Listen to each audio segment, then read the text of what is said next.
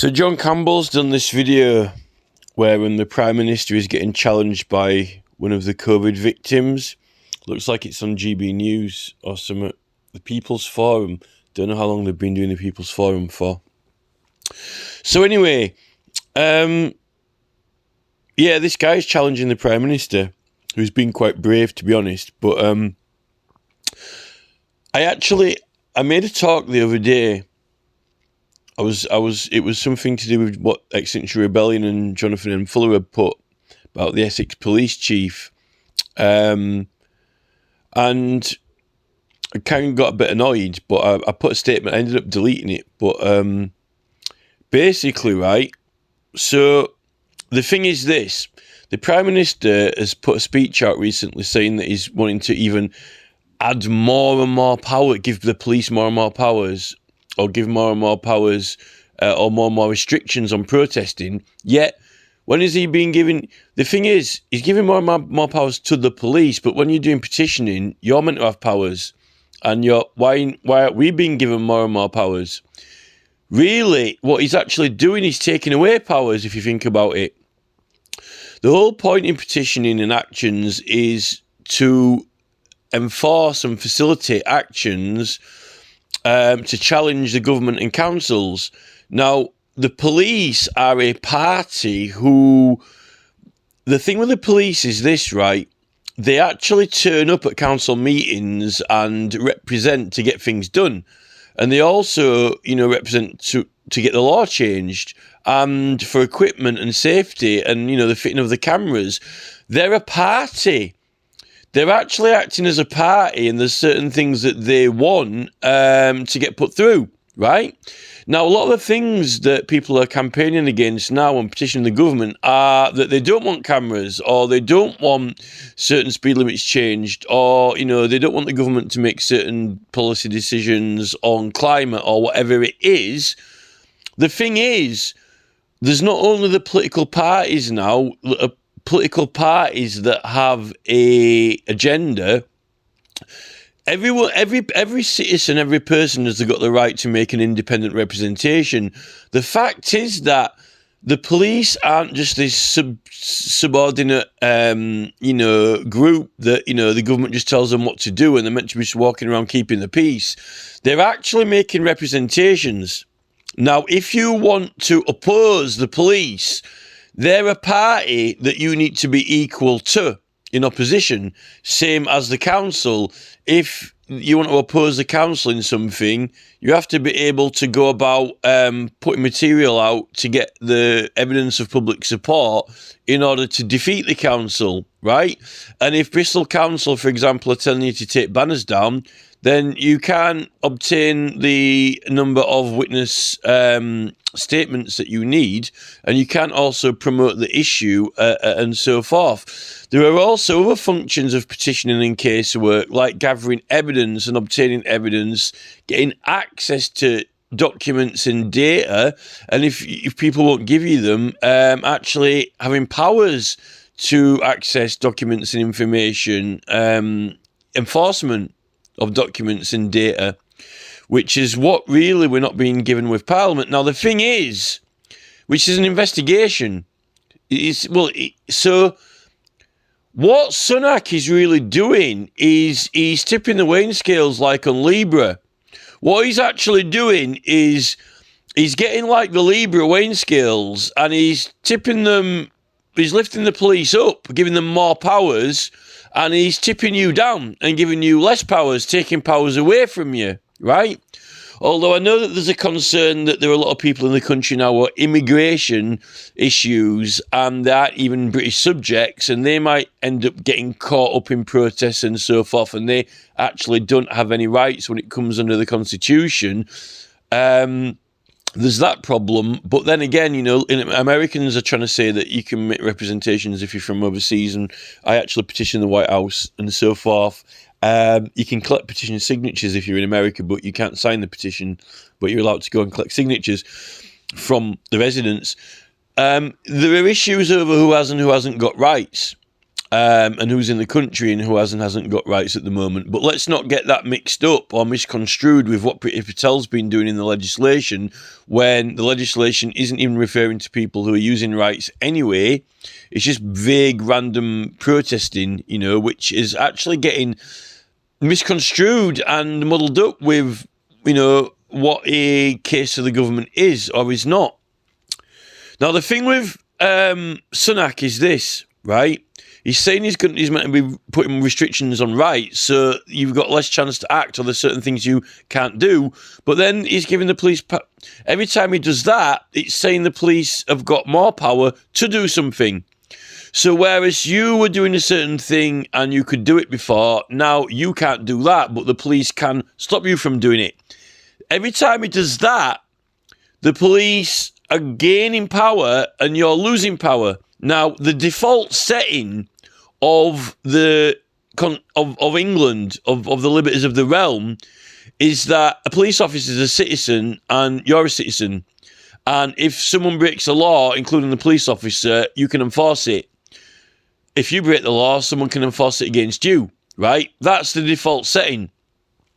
Now, the police do that full time and they take an oath, right? But really, the police oath doesn't really count for much.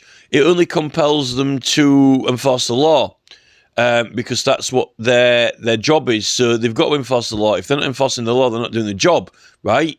But you have got whatever it says in the Criminal Law Act and on all across the other acts of law, any person can act or enforce the law, then you've got rights. And you'll find that really we've got near enough the same rights as a police officer to enforce the law and pursue the law being enforced. It's only when it comes down to things like command of a chief officer and so forth. The thing is, if you're not a member of the police force, you don't serve a police chief and you don't serve the Attorney General. Now, the thing is, with the Attorney General, he's meant to be, he's called the Solicitor General, so he's meant to be in charge of all solicitors. So really, that's all people bringing legal cases, right? And then you've got, like the Lord Chief Justice, and you've got the Chief Crown Prosecutor. Now, if you hired a load of lawyers to prosecute on your behalf, you were paying them. If you had loads of money and you said, right, I'm going to hire a load of barristers and solicitors and they're going to be my law team and we're going to end up prosecuting a load of people, right? You would be in charge of them, right? You would be the chief of them. You would be the chief private Crown Prosecutor and you would be the director of the private prosecutions, right? That would be privately funded. You wouldn't be the servant to any chief Crown Prosecutor and you wouldn't be the servant to any chief police officer. That's all public funded, right? Public funds. But you would be able to follow the law and use the law to enforce the law and direct and bring prosecutions. Now, you've got the Attorney General, but they call him Attorney General. Is actually another name for it is the Solicitor General. That means that he's almost like an army general for the country, but in charge of all solicitors. Now, that means that the Crown Prosecution Service are lawyers and solicitors, but also all barristers in England and all civil, all legal persons. That means that, in a way, kind of, he's sort of in charge of all legal persons. So if you're bringing private prosecutions, he does have a say in certain things.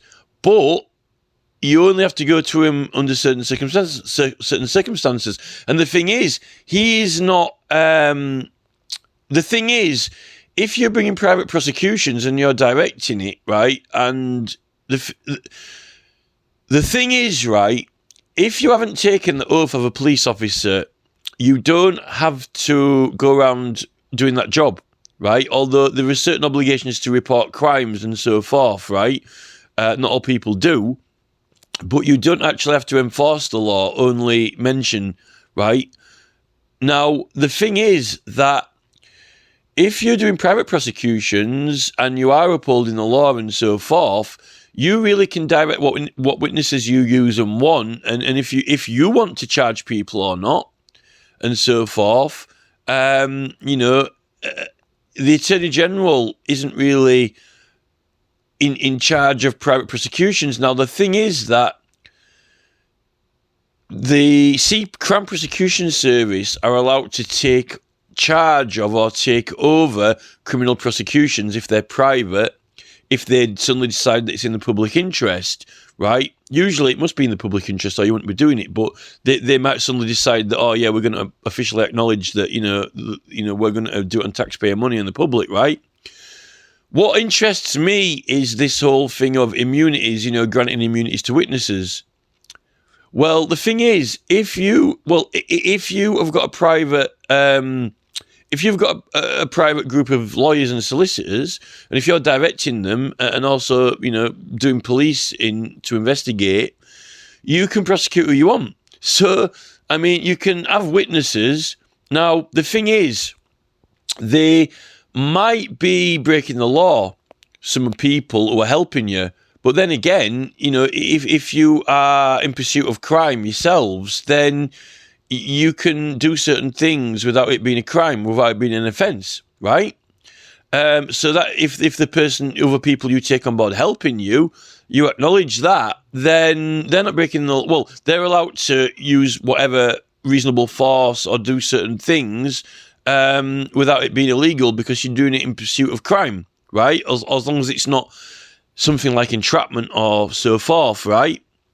But then you get into the whole, for example, drug dealers, right? To what extent can the police have possession of drugs or, take drugs in order to apprehend drug dealers? If they want to go for, for the suppliers, they've got to go undercover and so forth, right? So who's not prosecuting them? Well, they don't get prosecuted because they're in the pursuit of crime and so forth. Although there was a certain regulations under that. But ultimately, what they're doing is officially acknowledging that someone who's not a member of the police, therefore, is officially being recognised as helping the police. And that's what they get permission from the Attorney General for, the Chief Crown Prosecutor. There are different levels of immunity.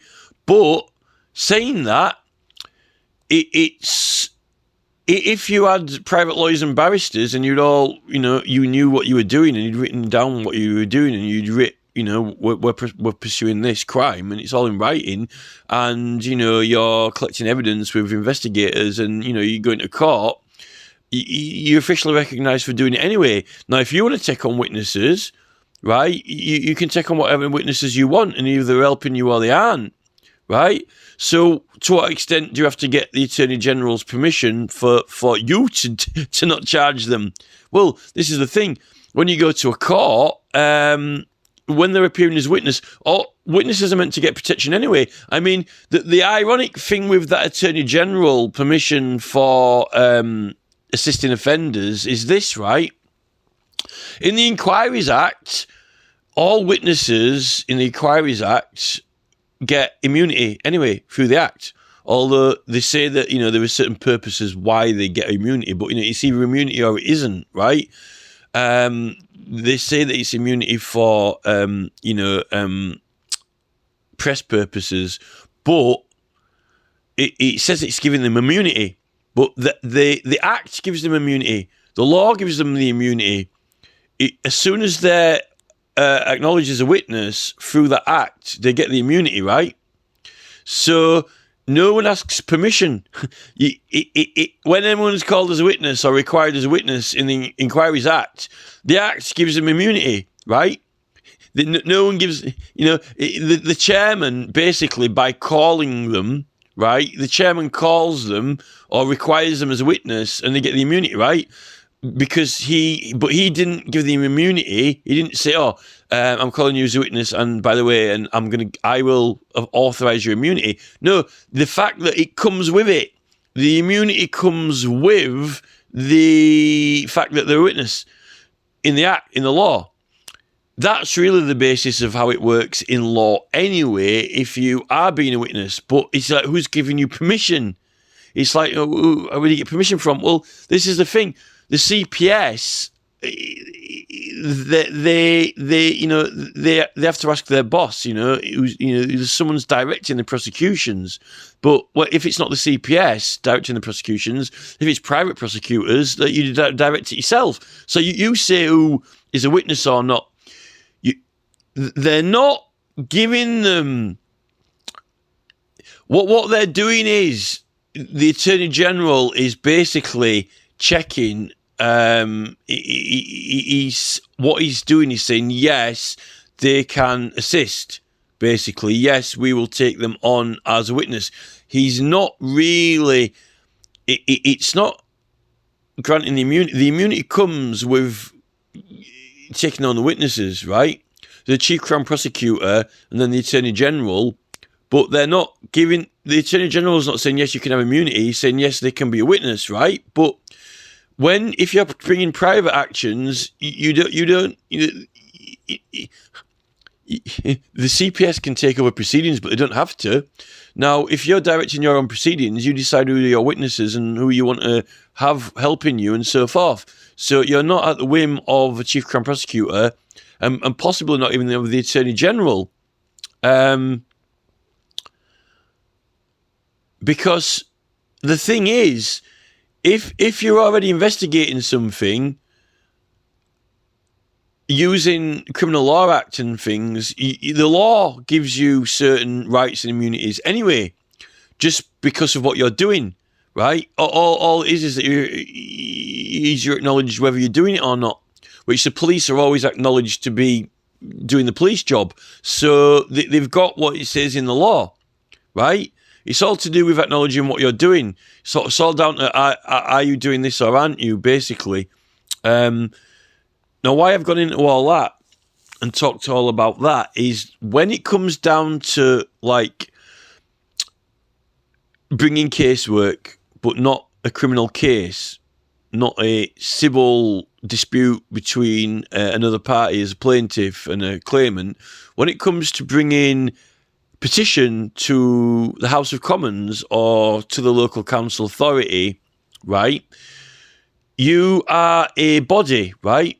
A body acting in a political capacity, and then as more people sign the petition, you're a body of people bringing a case, right? Now, the thing is this, right? You've got certain powers because you need them, or you can't do anything because you're engaged in legal proceedings. Now, the thing is, when you need to do something and for any reason you can't do it because people aren't complying, they won't assist, they won't cooperate, they won't comply, or they're obstructing the progress of the case, then you have to use enforcement. Now, enforcement comes in a few different forms. The law can give you enforcement. Basically, the law says, the law prescribes and allows you to do certain things, and you don't need permission from any other individual person. You only need to be doing that thing. So,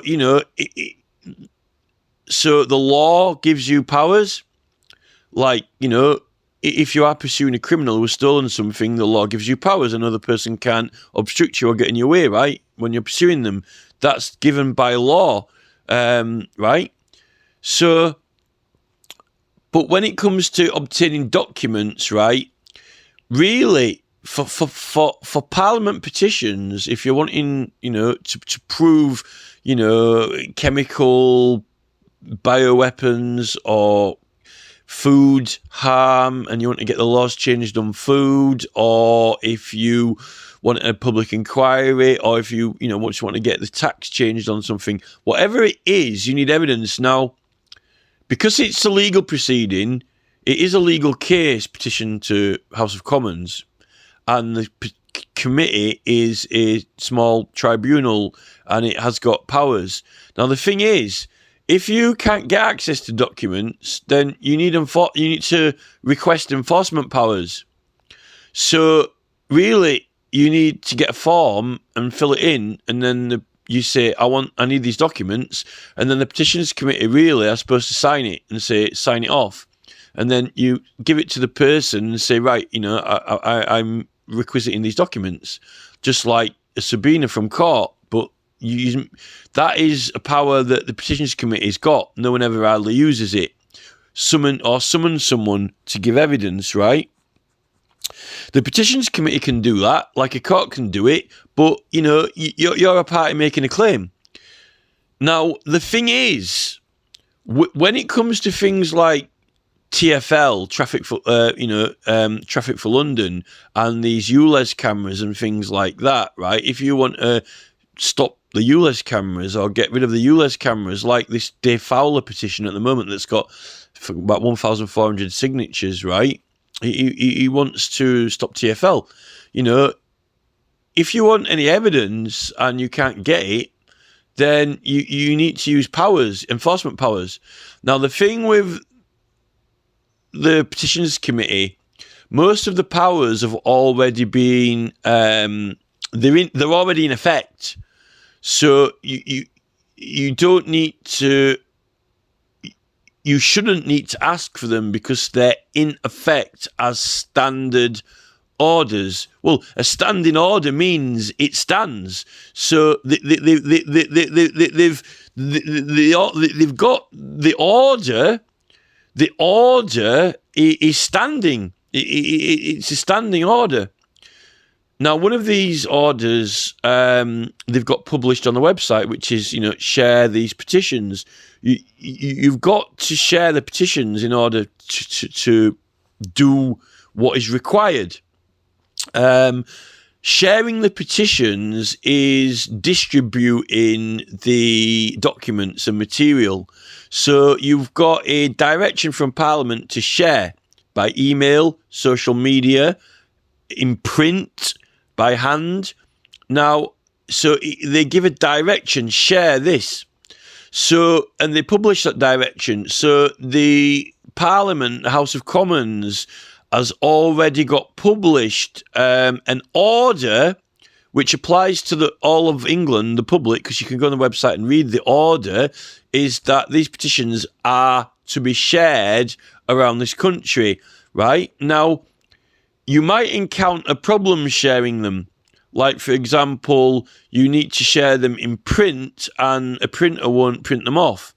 Or you need to share them by email and, you've got a maximum email limit cap on. Or you want to share them by post and, you might not have any money. Or you might have some money to post them, but the postman won't deliver them.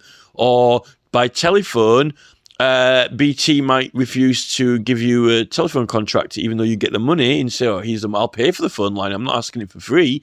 And they might say, well, we're not going to give you a phone line. You might say, well, I've got a right to telephone these people. Here's the money for the phone line. Or it might possibly be, advertising in the newspaper. Share this petition in the newspaper. The newspaper might turn you down, like the Mirror. The Trinity Mirror turned me down. They refused to publish a petition for a Welsh petition. Although, the London Evening Standard usually are quite easy to work with. They're quite negotiable. It's quite a good, honest newspaper, as newspapers go. Because they acknowledge the law and rights. You challenge them on law and rights. But if you encounter an obstruction or a problem in executing the standing orders, the order to share the petitions, then you need enforcement. You need to enforce that order. And that's when you're meant to go to the committee and say, look, I need enforcement on this order to share because, I'm being obstructed. Like, YouTube have taken my channel down and my adverts, which, that's one thing that they're not helping out with. But yet, so enforcement. Now, this is the thing. So we're not getting any help from the police with enforcement because, they don't really, they don't really get involved in our casework with politics because it's none of the police's business. Now, the thing is, when you're opposing the cameras and when you're opposing things like speed limits and things like that, you've got an opposition in the parliament who kind of want to keep the cameras. So you're collecting signatures and evidence to document reasons why, evidence to prove why these laws should be changed. And you're also collecting evidence of public statements, witness statements who support it as well, right? So you're collecting witness statements. And the thing is that you actually are opposing the police. Because the thing is, you've got the Labour Party and the Conservative Party who've got their own opinions on the matter. Then you've got your body that you're forming of people signing it who've got their opinion. They're bringing a case to the Parliament. But the problem is the police, and this is the important part when it comes to the rights and what Sunak's doing. The police are not impartial. They're meant to be impartial because, they're not allowed to do illegal canvassing and so forth. But what you'll find is the police really, really, really want the cameras. And they want other certain things through government. Now, the problem is they are therefore an opposition party because they're going into council meetings and into meetings with the mayor and saying, we want these things. Can we have more of them? And we're saying, no, we don't want them. Now, the problem with Rishi Sunak is he's giving power in law. He's taking power away from you to go about opposing the police who is giving more power to. So that means your opponent, your opposition, is having the law changed to give them an advantage over you. And you are having a disadvantage. Now, in law, when you're opposing an opponent through lawful due process, you must have equal and the same powers. This is like sparring. Ka-ching! The swords strike together. Ka-ching! Right? You must be equally equipped in law. Now, the police are funded by the public. We pay for their uniforms. So that's a joke because you're paying for your opponents to be equipped against you. Now, who's funding you if you haven't got a sponsor for your campaign? If the other people in the body haven't got much money. You haven't got any money hardly, particularly when these big corporate entities have taken over and they're charging you money for advertising. This is why we've got laws that you can put anything up in public anywhere and you don't have to pay for it. And you got deemed an express consent automatically because, you can make things for cheap and you don't have to be held to ransom by JCDecaux or any advertising company or advertising board, or because they pay for advertising because they pay the council to have advertising boards there for commercial advertising. But we don't need consent from the council. We're opposing the council, and we're actually opposing. You're not going to give money to JCDecaux when you're opposing JCDecaux. If I want to scrap JCDecaux and make it illegal for them to put advertising boards all around, not only because it's, advertising foods that are harming our health, but just because they look a mess and they're cluttering up the streets, they make the town look a mess. If we want to scrap JCDecaux, the last thing that you want to do is, raise a load of money and give it to JCDecaux, who will profit out of that to display your petition adverts. No, we're opposing JCDecaux through lawful due process. So we put them over the top of JCDecaux's or at the side of them for free. Or sellotape, blue tack, safety pin, join pin, paint them, whatever you want with express and deemed consent. Anything that the council can do, you have equal powers because you are opposing the council and the police. Now, what Rishi Sunak wants to do is take away that power so you don't have powers to do things like this. and he doesn't even want you to be able to speak in public or make a noise and things like that, even though there's beep, beep, beep, beep, beep, breaking the peace, breaking the public peace. Now is it, protesting in public too loud? You met police. Oh no, it's not my king, not my king. What, take the placards and banners off them, not my king. No.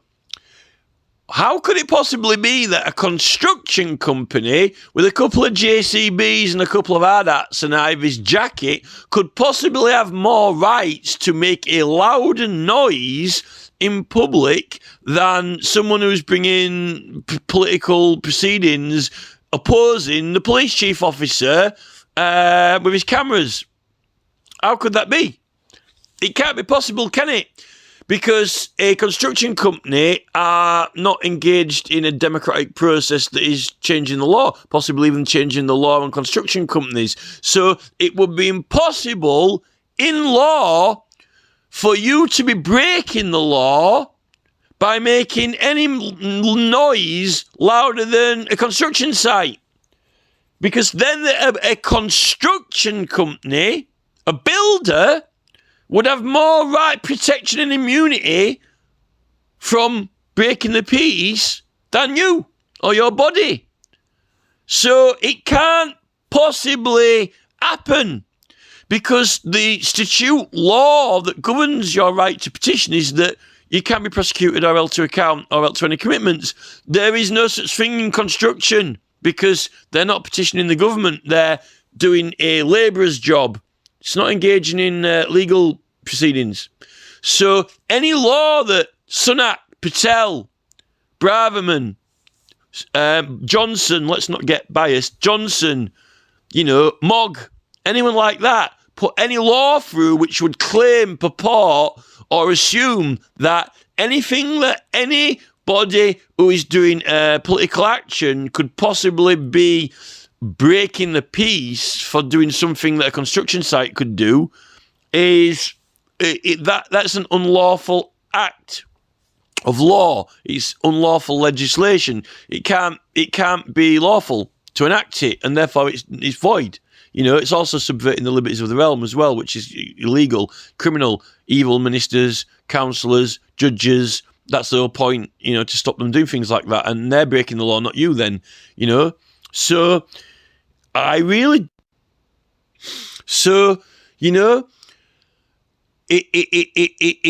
being put at a disadvantage. Now, the thing is this. The thing is that what's actually happening is that I said the other day, right, that, there are a number of petitions where we have collected already well over in excess of the prescribed number of signatures required. Stonehenge Tunnel, the Darwin Oak, and, the 20 mile an hour petition in Wales. Now, anyone in England can sign, and if they say they can't, they're lying, right? Because they've got an interest, a right, and a privilege, right? And we can draft our own terms for how referendums will be run. You only need the prescribed number in law is officially recognised as equal to 5% is enough concern to warrant a local referendum on something, right? Now, there are 3 petitions that now have exceeded the prescribed number. Now, the thing is, this is the question. Now, how do you enforce that?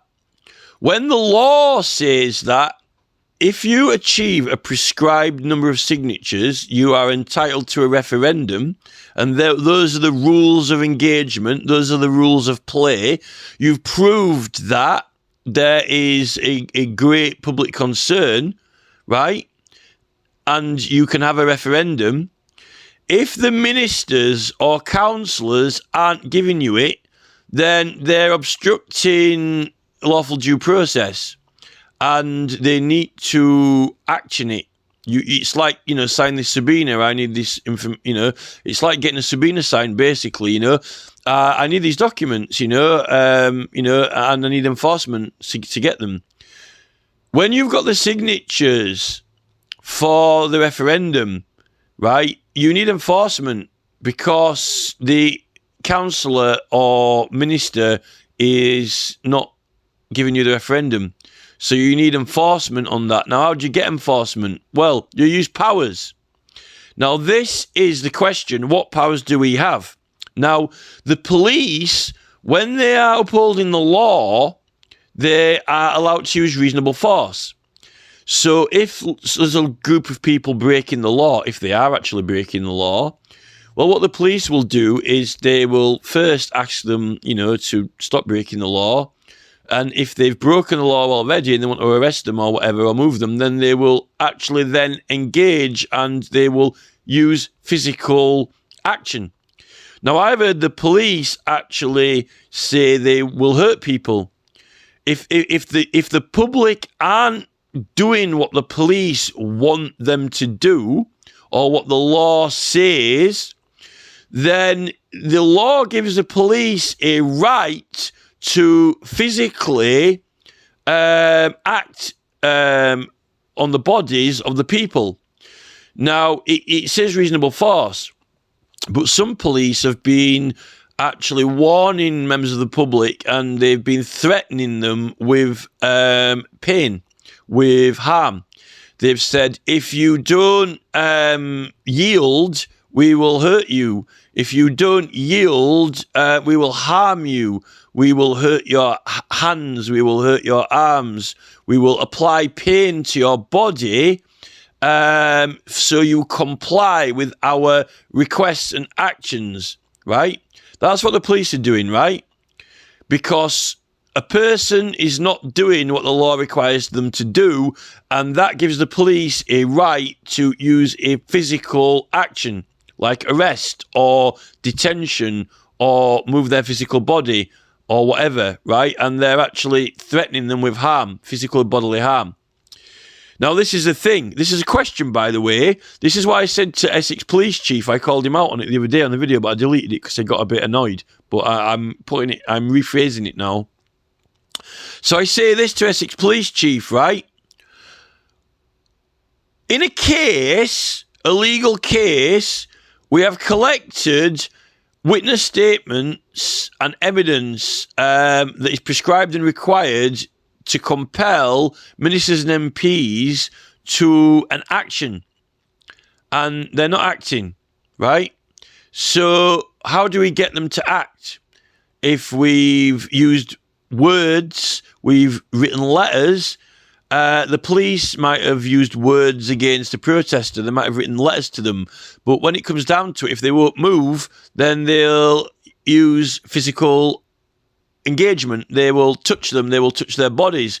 They will physically move them. Now, there's something in religion called the laying of the hands, right? When someone gets ordained as a priest, it's called the laying of the hands. All the priests lay their hands on the candidate. Should I say the word candidate? Or on the priest who's having the ordeal, and they lay their hands on them, right? Now, a police officer takes an oath when he becomes a police officer. He doesn't have his hands laid on him. A judge takes an oath. Knights kneel and have a sword put on their shoulder. They yield, right? Now, with MPs, the laying of the hands, we all lay the laying of the hands on the pen, right? And we charge the MP with the power of minister for a term, right? We're laying of the hands, right? And the same for a local councillor, right? Now, when we are petitioning for an action, we are laying on the hands of the pen to the correct number to compel the minister, same as when we compel them for the position. Now, this is the thing. We're laying on the hands. and Le Pen, 5% of the electorate. And this is the thing. This is what the police chief doesn't get, right? We are laying on their hands on Vince Dale, or Dale Vince, on Shropshire Council for a referendum for Darwen Oak. We're laying on their hands on Drakeford. Well, he's stepped down now. He's resigned. He won't do the job. For a referendum on 20 mile an hour speed limits in Wales. And we're laying on their hands for a referendum on Stonehenge Tunnel in Wiltshire, because we've got as many people as the hands need to be laid, right? Now, this is the problem. If Sunak, or the Secretary of State for Transport, is not going to pick the pen up, right, to action the referendum, we will have to lay the number of people who've signed the petition, right, 400,000 people in Wales will have to lay their hands on Drakeford to lift his hand up to make his hand move on the paper to sign to authorise the referendum. It's called laying on of the hands. It takes, how many people does it take? It says it takes 5% equal to the electorate. We've got 4 times as many people signed up. So we've got 4 times as much, right? Same for Stonehenge Tunnel and Darwen Oak. So I say to the police chief officer, right, is he going to stand aside when we go to lay on the hands on the pen to get it to write on the paper, I authorise the referendum, right? It's the laying of the hands.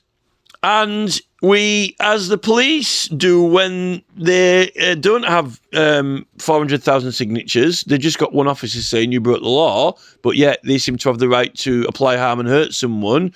Does 400,000 people have the same right or more of a right than a police chief officer to say to Drakeford, if you do not pick up the pen and yield, we may have to, lay his hands on your hand and move the pen for you if you won't do it yourself. This is the problem. And this is what Sunak doesn't understand, but yet he wants to take those powers away from us. I'm surprised that we can even pick the pen up to to even vote for MP. It's amazing that, Sunak's, not banning people from turning up at the, polling station. This is the thing. Probably voting from home. You might have people going around to people's houses soon or voting, on the internet. God knows, right? This is the thing. Or you're not allowed to, vote vocally. Maybe you can just vote vocally. This is the thing. Or in Braille or whatever. This is a problem. So I say to, Essex, he's going on about, rights and so forth, powers. We're not going to have any powers soon. The construction workers have got more rights. The more rights to the police, more rights to the construction workers. What we're finding is that construction workers who aren't even engaged, it's government infrastructure. Well, how do you stop the infrastructure? How do you change the direction of the infrastructure? Through the referendum. What we've collected signatures for. How do you stop construction workers? Well, by not voting for Stonehenge Tunnel to not go ahead, right? That's to stop an infrastructure. I'm surprised Patel hasn't made it illegal to have a referendum or illegal to petition for one, because that's how you stop infrastructure. And you don't need to go on site to trees. What they're doing is they like these protests, because the more and more they refuse and reject petitions in the committee and refuse access to powers, the more and more people are going to kick off in the streets, and then the more and more they can change more laws and make people more criminal. And this is the problem. And then we can go on to the subject of what's happening with, the virus and vaccines and proteins turning up in people's veins in coroners' offices and other threats and the war abroad and what it comes down to. There are things happening to people, elderly people now, where what's happening is we've got powers, the public, and we are going to tell these people what they are and aren't going to do. And these people don't want to be told what they can and can't do because they own very, very, very important labs all around the world, very, very, very important construction companies, and they think that they're theirs and they own them, not ours. And now mysterious things are happening just to people. We're being punished. And Sunak doesn't think that's terrorism. The police don't think that's terrorism. We're the terrorists. We're the terrorists. We are the terrorists, not the terrorists are the people behind the scenes causing these new proteins. And then, oh, look, just what a coincidence. Google, oh, there's a new protein going around. You'll need Google's new, protein technology to save you from this brand new disease that just happened to pop up when you want to take control of the joystick of, what's going to be happening with the roads and the construction companies and the rest of things that you want to take control of as voters. But, we don't want you to decide what happens because that's, this is the problem. What's happening is that someone is using terrorism through their scientific advantage, through their technological advancement, and they are scaring us with it. They're killing. Well, they're killing people. They're targeting elderly people in homes. They're using concoctions and mixes of viruses that mix with proteins and certain people. And we put at a disadvantage in the first place, mentally, physically, by these foods they've been feeding us and strategically planned and put us out of shape. We're not fit.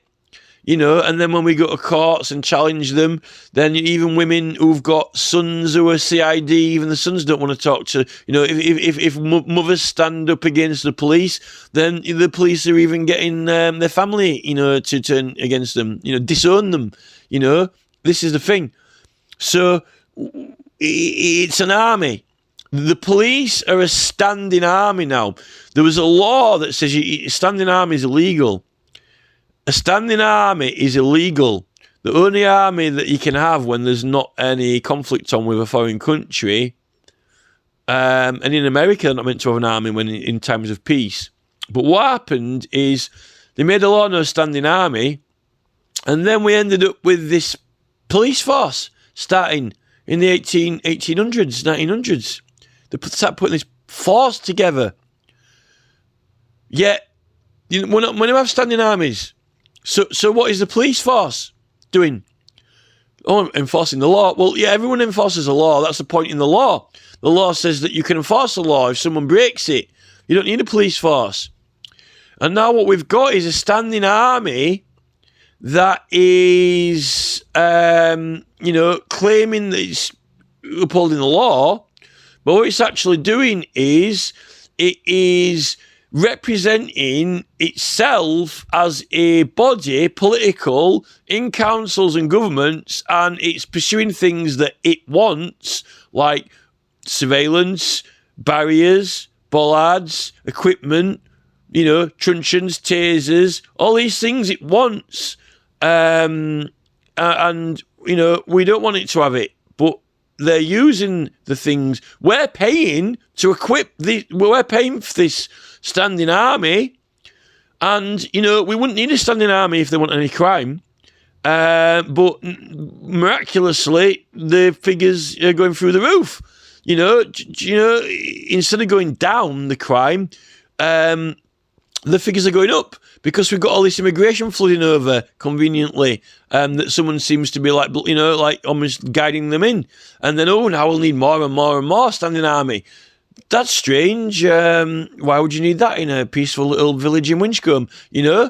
But so there's need.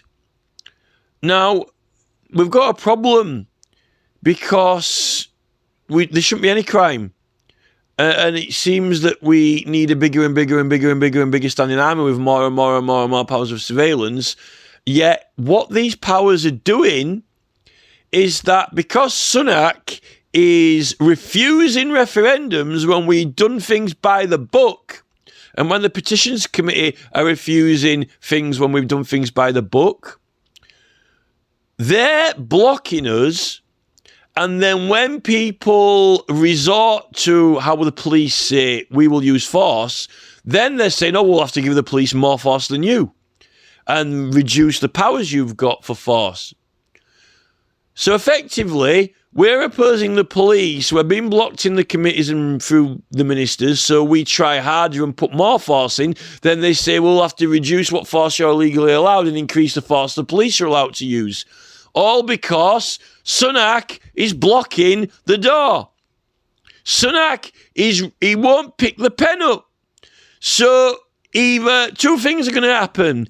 Either we'll have to lay the hands on, or we'll permanently remove them. So we're not going to elect them. Sunak needs to decide. Does he want the hands on or hands off? It's either all or nothing. Either the votes count or they don't. Either the signatures count or they don't. It's the laying of the hands. So there's 400,000 signatures on Drakeford, right? Now, if Drakeford wants us to go into Parliament in Cardiff, then we will.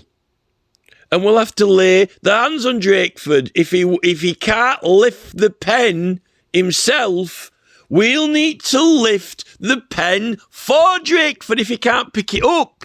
But he's standing down now.